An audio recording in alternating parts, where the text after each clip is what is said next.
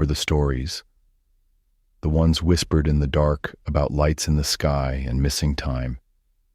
Most happen in rural settings, on lonely country roads, or empty highways stretching across forgotten places. But sometimes, the impossible intrudes upon the ordinary world. Sometimes, it happens right outside your window. Chapter 1: A City That Never Sleeps. November 30th, 1989. The digital clock beside Linda Napolitano's bed flicks to 3:16 a.m. In her apartment on the 12th floor of a high-rise building in Lower Manhattan, something pulls her from sleep. A presence in the room, blue-white light filtering through the blinds, and then she's floating. Through walls of solid concrete and steel, rising above the sleeping city, Linda finds herself suspended in midair outside her own apartment building. Below her, the streets of Manhattan stretch like arteries, pulsing with the few cars still traversing the pre-dawn hours. Above, a craft hovers silently, metallic, disc-shaped, impossible. She isn't alone in witnessing this. 3 men stand on the Brooklyn Bridge that night, their government-issue vehicle parked haphazardly across a lane. They watch as the woman and 3 small beings float upward into the waiting craft. One of those men was allegedly a senior United Nations diplomat. Another, his personal bodyguard. The third, a political figure visiting from overseas. What they saw would eventually become one of the most controversial and well-documented UFO abduction cases in history. Chapter 2: The Woman Behind the Story. Who was Linda Napolitano? Before November 1989, she led an unremarkable life by most standards. A mother of 2, divorced, working various jobs to support her family in their Manhattan apartment. To friends and neighbors, there was little to suggest she would become the centerpiece of a case that would divide the UFO research community and challenge the boundaries of believability. Linda claimed no particular interest in UFOs prior to her experience. She wasn't an avid science fiction fan. She didn't attend conventions or subscribe to fringe publications. She was, by most accounts, an ordinary woman thrust into extraordinary circumstances. This is what made her case different from the beginning. Linda wasn't seeking attention or notoriety. In fact, she initially kept the experience private, confiding only in a few close associates before eventually reaching out to Bud Hopkins, a New York artist and prominent UFO researcher known for his work with abduction cases. Hopkins would later remark that what made Linda's case unique wasn't just the urban setting or the independent witnesses, but the reluctance with which she approached her own story, the way trauma and confusion seemed to precede any coherent narrative of what had happened to her. Chapter 3: Through the Wall. I was in my bed and I woke up, Linda would later recall under hypnosis. There were these figures around my bed. I couldn't move. I couldn't scream. The entities she described stood approximately 3.5 to 4 feet tall, large heads, thin bodies, and dark, liquid eyes that reflected no light. The descriptions matched countless other accounts from around the world, the archetypal grays of modern UFO lore. What happened next defied physical explanation. According to Linda, she found herself floating horizontally through her closed apartment window, not breaking it, but passing through it, as though the solid matter of the glass and wall had temporarily lost its integrity. Outside, suspended in air 12 stories above the street, Linda described a beam of blue light enveloping her. Below, cars continued to move. The city continued its restless sleep. And somewhere on the Brooklyn Bridge, 3 men watched in stunned silence as the woman and her strange companions ascended into a craft that, according to conventional understanding, should not exist. "I kept thinking I must be dreaming," Linda would later say, but dreams don't leave physical marks. Chapter 4. The Bridge Witnesses. For 2 years following her experience, Linda worked with Hopkins to recover memories of what had happened aboard the craft. It was during this period that the case took an unexpected turn. Hopkins received a letter, postmarked from New York City, written by someone claiming to have witnessed Linda's abduction from the Brooklyn Bridge. The letter writer identified themselves only as Richard. He claimed to be a police officer who, along with his partner Dan, had been on the bridge that night and seen the entire event unfold. Further correspondence revealed that Richard and Dan had been escorting a prominent political figure at the time, a man they referred to as the Third Man.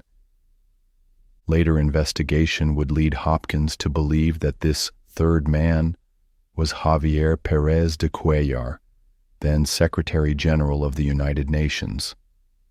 If true, this would make the Napolitano case one of the most politically sensitive UFO incidents in history, involving a high-ranking international diplomat as a direct witness. The witnesses described their vehicle stalling on the bridge at approximately 3:16 a.m., the exact time displayed on Linda's bedside clock. They watched as a woman in a nightgown and 3 small figures floated up from an apartment building toward a reddish-orange oval craft hovering silently above the East River. "We couldn't believe what we were seeing," one of the letters stated. "But all 3 of us saw the same thing. How do you deny what's right in front of your eyes?" Chapter 5. Physical Evidence. What separates the Linda Napolitano case from many other abduction accounts is the alleged physical evidence. During her recovered memory sessions with Hopkins, Linda recalled a nasal implant being placed deep into her nasal cavity by the beings. Months after her experience, Linda expelled a small, strange object from her nose during a nosebleed. The object, approximately half a centimeter long, dark gray, and thin, was examined by several researchers, including Dr. David Pritchard, a physicist at MIT. While inconclusive analyses would later cast doubt on the object's exotic origins, Linda also exhibited unusual scars behind her ear and on her legs, scars she claimed weren't there before November 1989. Medical examinations confirmed these marks weren't typical surgical scars, but their origin remained unexplained. Perhaps more compelling were the reports of Linda's spontaneous nosebleeds in the months following her experience, often occurring at the same time, 3:16 a.m., when she would wake with intense anxiety and the sense of being watched. Then there were the independent correlations. Linda described specific procedures performed by the entities aboard the craft. Procedures she had no way of knowing matched the descriptions given by other abductees Hopkins had interviewed, many of whom had never met Linda or been exposed to each other's accounts. Chapter 6. The Investigation Deepens. By 1991, Hopkins had gathered enough evidence to consider the Napolitano case potentially groundbreaking. He began preparing a manuscript that would eventually become the book Witnessed, the true story of the Brooklyn Bridge UFO abductions.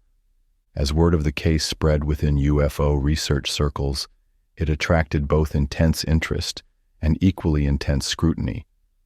Some researchers embraced the case as the smoking gun the field had been waiting for: multiple witnesses, a prominent political figure, physical evidence, and an urban setting that made misidentification unlikely. Others approached with caution, questioning the reliability of memories recovered through hypnosis and the authenticity of the mysterious witnesses who refused to come forward publicly. Hopkins arranged for Linda to undergo a lie detector test with a retired FBI agent as the examiner. She passed. He also sought out residents of nearby buildings who might have witnessed the event. Several reported unusual lights and activity in the sky that night, though none could corroborate the specific details of Linda's floating through her window. The investigation took an even stranger turn when Linda began receiving mysterious phone calls, voices speaking in an unfamiliar language that linguists would later identify as an unusual dialect of Puerto Rican Spanish. Linda, who spoke no Spanish, somehow found herself responding in the same language during these calls, with no memory of the conversations afterward. Chapter 7. The Secretary General. The most controversial aspect of the case remains the alleged involvement of Javier Pérez de Cuellar, Secretary General of the United Nations, from 1982 to 1991. According to the bridge witnesses' letters, the third man had been profoundly affected by what he saw, becoming withdrawn and troubled in subsequent months. Hopkins, through careful investigation and a series of coincidences, came to believe this was Pérez de Cuellar, though he initially referred to him in publications only as a senior statesman. In November 1992, Hopkins arranged an unexpected face-to-face meeting between Linda and the man she believed had witnessed her abduction. At a public reception in New York, Linda approached Pérez de Cuellar and asked if he remembered her. According to Linda's account of this interaction, the former Secretary General appeared shocked, pulled her aside, and said, "I want you to know that I'm sorry for what happened to you, but there is nothing I can do about it." When later questioned directly by journalists, Pérez de Cuellar denied any knowledge of the incident and claimed he had never met Linda Napolitano. The conflicting accounts created an unresolvable contradiction at the heart of the case. Either Linda had fabricated the encounter, or one of the world's most respected diplomats was concealing his knowledge of a UFO event. Chapter 8. The Unraveling. By the mid-1990s, cracks began to appear in the foundation of the case. Skeptical researchers pointed to inconsistencies in Linda's various accounts. The bridge witnesses, despite years of correspondence, never agreed to meet Hopkins or other researchers in person. Some claimed the whole affair was an elaborate hoax, either perpetrated by Linda for attention or orchestrated by Hopkins himself to bolster his research. Others suggested Linda may have experienced something genuine but embellished the story as memory and suggestion intertwined over years of investigation. The case suffered another blow when analysis of the supposed implant proved inconclusive. While the object had unusual properties, it couldn't be definitively identified as alien technology or distinguished from terrestrial materials. As with many such cases, the truth remained elusive, trapped somewhere between unanswerable questions and unprovable claims. For every piece of evidence supporting Linda's account, there emerged a possible conventional explanation. And yet, something had happened that November night. Something had changed Linda Napolitano's life forever. Whether it was an encounter with non-human intelligence or an experience born of more complex psychological factors, the impact was undeniably real. Chapter 9. The Lingering Questions. More than 3 decades later, the Linda Napolitano case continues to haunt the margins of UFO research. It represents both the promise and the peril of abduction investigations, the possibility of definitive proof juxtaposed with the problems of memory, perception, and evidence. The case raised profound questions that remain unanswered. If Linda's experience was authentic, what does it tell us about the nature of these encounters? Why would non-human entities operate in one of the most populous cities on Earth? What interest would they have in ordinary humans like Linda? If the bridge witnesses were real, why did they never come forward publicly? Why would high-ranking officials maintain their silence about such an extraordinary event? And perhaps most troubling, if the case was a fabrication, How did Linda know details of other abduction accounts that weren't public knowledge? How did she convince seasoned investigators of her sincerity? What would motivate an otherwise ordinary woman to subject herself to years of examination and scrutiny? The Napolitano case exists now as a kind of modern myth, not in the sense of fiction, but in the deeper sense of a story that defies simple categorization as true or false. It occupies the uncomfortable space where unexplained phenomena reside, challenging our assumptions about reality itself. Chapter 10. The City Remembers. Manhattan continues its relentless pace. New buildings rise, old ones fall. The Brooklyn Bridge still spans the East River, carrying thousands across its storied path each day. Few who cross it know the story of what allegedly happened there in the early hours of November 30th, 1989. Fewer still look up at the apartment buildings lining the shore and wonder about the boundaries between the world we know and the world we don't. Linda Napolitano eventually moved from her Manhattan apartment, seeking anonymity away from researchers and skeptics alike. The constant scrutiny, the recurring nightmares, the persistent sense of violation, all took their toll on her life and relationships. Yet perhaps somewhere in the collective unconscious of the city, the memory remains, not just of Linda's story, but of all the moments when the impossible intrudes upon the ordinary, when the veil between worlds thins, when the city that never sleeps bears witness to events that should not be possible. Because if Linda's experience taught us anything, it's that the unknown doesn't confine itself to remote country roads or isolated wilderness. Sometimes it finds us where we live. Sometimes it comes through our very walls. And sometimes the only evidence we have is the story itself, persistent, troubling, and refusing to fade into the night. What happened to Linda Napolitano on that November night? Perhaps we'll never know with certainty, but her story reminds us to look up occasionally, even in the heart of the city, to acknowledge that mystery persists, not just in distant skies, but directly overhead. And sometimes, when you find yourself on the Brooklyn Bridge in those quiet hours before dawn, you might feel it too, the weight of watching, the sense that somewhere above the sleeping city, something is observing, waiting, remembering. Subscribe to Noctivox, hit the bell, and join us every Saturday to uncover the hidden.